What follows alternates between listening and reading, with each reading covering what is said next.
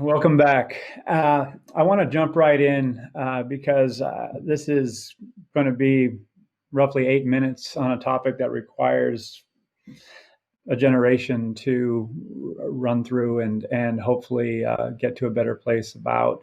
And it's Black Lives Matter. And many here in the U.S. Have been confronting what this means for them personally, regardless of race and background. And it's something that others have been shying away from. I would want to invite everybody listening to engage in this conversation. It is immensely important. And again, when I say here in the United States, there's an interesting dynamic that I've seen emerging. I have a good friend who coaches at a prominent software company here in San Francisco Bay Area. And he was sharing that this gentleman was born in an Eastern European country, and he leads a global team from here in the United States. And not everyone on that team appreciates the history of what has happened here with Black people in the United States. And given what has happened to George Floyd, obviously it has achieved, rightly so, global attention and the support and the conviction that has emerged to help the Black community and to move forward and advance to a more equitable, just society has been astounding. As a 52-year-old man, I've never seen it in my lifetime, and it gives me a lot of hope that we are, in fact, not going to be teased by this hope, that in fact it's going to be realized. However, that's not going to happen unless we all as individuals and arguably as organizations facilitate this change for ourselves, for our families, and for our organizations. And that's what I want to talk about this morning. What can you specifically do? And what can your organization do? And these are certainly ideas. I am not a Black person, obviously, if you're watching. I grew up in East Los Angeles. I had the great fortune of playing college football. I played basketball.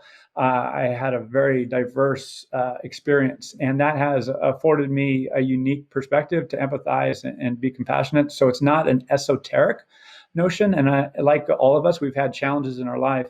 But I have become acutely, despite my, shall I say, disproportionately healthy knowledge, I am still humbled that I am learning more and more with each conversation about the Black experience in America.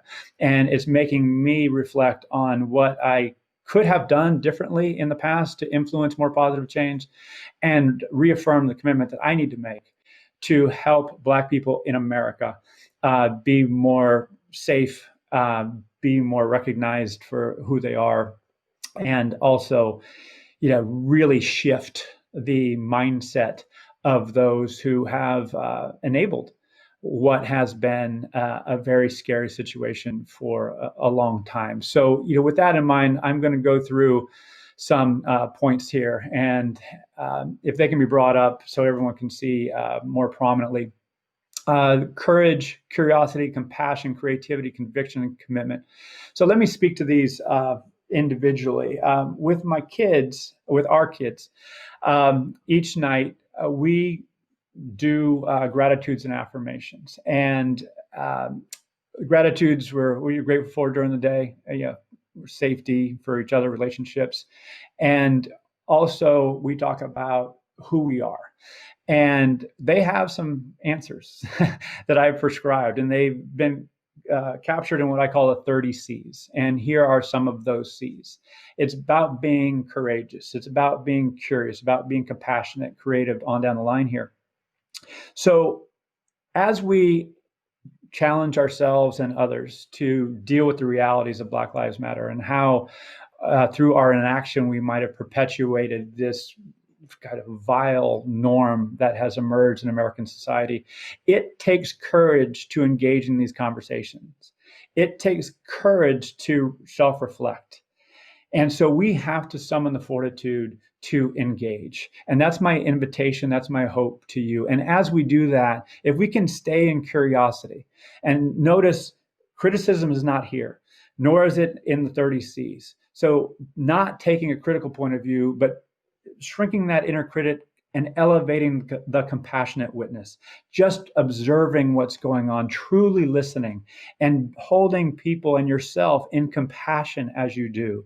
If you can do that, the learning that will emerge, and again, speaking for myself, I was talking to Thomas Igame in a podcast, which if you're a listener, we'll point you to in the notes, where he was talking about one of the creative things that we can do as individuals is document, write a note to yourself right now and commit to making fundamental change in your life and bringing others into the conversation, whatever the narrative is for you, but hold yourself accountable, but be compassionate. Understand that we've all grown here and some structural influences have created the problem and perpetuated the problem, and structural problems require structural change, and that's a heavy lift, and it's going to take not only creativity, but it's going to take conviction, meaning there has to be an overriding driving passion that's going to see us through over time.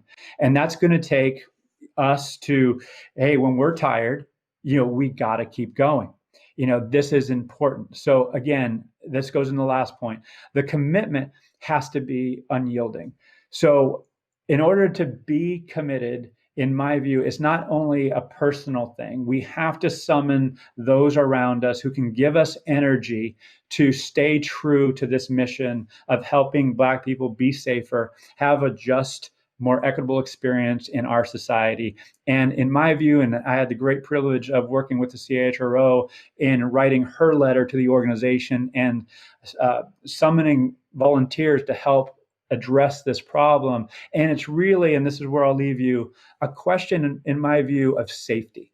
You can talk about diversity, inclusion, and belonging all you want, but fundamentally, it's about people feeling physically, psychologically, and emotionally safe. It's as simple as that. So I hope you all engage in this as we move forward.